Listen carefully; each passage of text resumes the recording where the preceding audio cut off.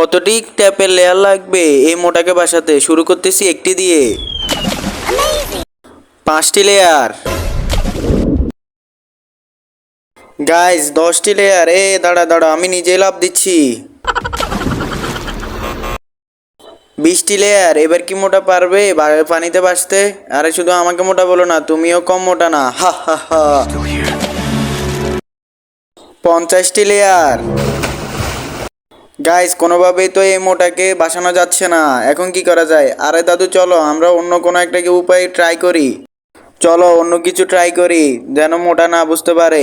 আরে দাদু এটা থেকে গন্ধ আসছে কেন? আরে সমস্যা নাই, এটার মধ্যে একটু কুকুরে হিসু করেছে। হা হা হা।